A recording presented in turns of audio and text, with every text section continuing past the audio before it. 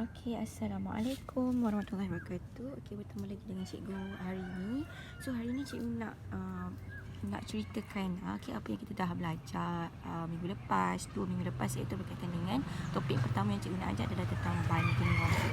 So sebenarnya untuk topik banding nombor ni, apa yang kita kena tahu? Okey, kita kena tahu tentang nilai nombor. Nilai nombor apa? Nilai nombor mana yang lebih besar? Okey, and then kita kena tahu juga nilai nombor mana yang lebih kecil. Apa maksud kecil, apa maksud besar kan? Kemudian nilai nombor mana yang lebih banyak. Okey, nilai nombor mana yang lebih banyak dan nilai nombor mana yang lebih sedikit. So ini antara orang kata apa? Yang kita akan belajar lah, yang kita akan bandingkan setiap pada nombor-nombor yang kita akan dapat nanti. Okey, sebagai contoh, cikgu nak bagi contoh kat sini. Okey, sebagai contoh, okey, untuk topik banding nombor ni kamu kena tahu benda ni. Okey, yang mana nombor lagi besar? Okey, contohnya. Okey, contoh yang pertama cikgu nak bagi kat sini. Okey, sebagai contoh. Okey, jika cikgu berikan kepada kamu, blok asas. Okey, blok asas. Macam mana blok asas? Ingat tak blok asas macam mana? Okey, yang cikgu pernah lukis sebelum ni kan? Okey, yang mana dia kalau dia bagi line macam ni, kalau yang macam bagi bentuk pensel macam ni, tak payah kira. Tengok kalau kira ni memanglah cikgu buat pun tak betul kan? Okey, dia terus 10. Okey, dia akan terus nilai tu 10. Okey, kemudian 10 kan? Okey, jadi kemudian kalau dia letak lagi blok-blok tepi ni yang kecil-kecil sebiji-sebiji macam ni kena kira. Okey, kena kira. Jadi berapa kat sini? 1, 2, 3, 4, 5, 6, 7. Yang blok kecil ni 7. Okey, jadi jumlah semua ni ada berapa? Jumlahnya kat sini ada apa? Ada 17. Hari tu pun bila kita buat, kita jawab kita jawab apa? Kita jawab soalan hari tu ada yang salah kan? Ada yang kira 10 saja. Yang ni dia lupa yang ni. Okey, yang ni semua ni adalah 17. Okey, berapa? 17. Okey. Jadi antara blok asas yang ini, yang 17 ini dengan blok asas yang cikgu lukis ini. Okey. Dia ada blok asas yang macam ni. Okey. Iaitu 10. Kemudian dia ada berapa? 1, 2, 3. Ada 3 kat sini. 3 biji blok asas ini. Jadi kita tak boleh kira 10 saja. Kita kena kira yang nilai 3 ni sekali. Jadi jumlahnya berapa kalau kita kira semua ni? Okey, jumlahnya berapa kalau kita kira semua ni? Okey, jumlahnya adalah berapa? 13. Nampak? Jadi antara dua blok asas ini, antara yang 17 ini dan blok asas yang bernilai 13 ini, blok asas manakah yang lebih besar? Cikgu tanya yang lebih besar. Blok asas 17 ke ataupun blok asas yang bernilai 13 ini? Okey, jika kita tengok yang lebih besar kat sini maksudnya adalah maksudnya adalah kita nak tengok nombor mana yang lagi banyak. Okey, nombor mana yang lagi banyak. Okey, besar dengan banyak ni sama. Okey, besar dengan banyak ni sama. Maksudnya nombor mana yang mempunyai lebih banyak dan lebih besar nombor dia, iaitu kalau 17 dengan 13, nombor mana lebih banyak? Nombor 17. Jadi jawapan dia 17. Okey. Macam mana kita nak tahu 17 ni cikgu? Kita tengoklah. Okey. Yang ni dekat depan dia nombor 1. Ini pun 1 juga kan? Sama kan? Dekat belakang dia. Ni 7. Yang ini 3. Yang mana lebih besar? 7 ke 3? Kalau 7 macam ni. Betul? Kalau 3 macam ni. Kan? Sikit je kan? Jadi maksudnya yang lebih besar ataupun lebih banyak adalah 17. Itu salah satu cara lah untuk kita nak bandingkan. Kita nak bandingkan nombor mana lebih besar, nombor mana lebih kecil. Okey, cikgu nak bagi satu lagi contoh. Okey, cikgu nak bagi contoh yang kedua. Okey, ini contoh yang kedua ya.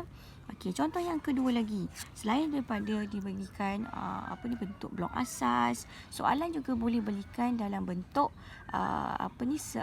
abakus. Dalam bentuk abakus. Ini sebagai contoh kalau cikgu tunjukkan kat sini.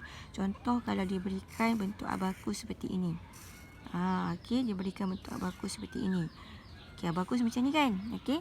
So dia ada nilai ke atas ni dia turunkan, kemudian dia turunkan lagi nilai yang bawah ni dinaikkan ke tengah. Yang mana kita kena ingat kalau abakus ni cikgu cakap apa?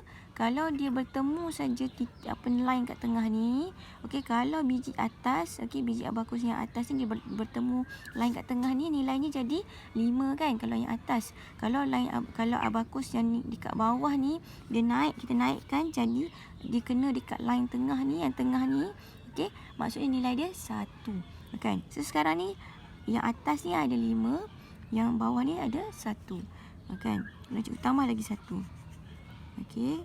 Ya, okey. Yang ni ada kat bawah. Jadi nilai dia berapa kat sini? Ni 5, yang atas ni 5 kan. Okey, 5.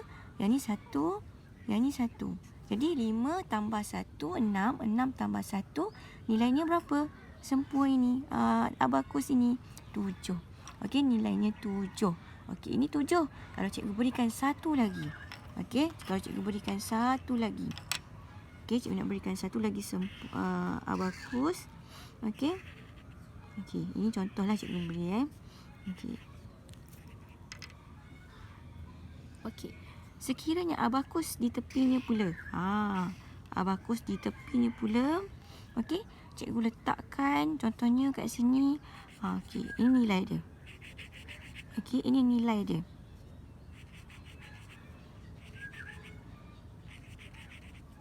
Tengok semua adik-adik tengok apa yang cikgu lukis ni.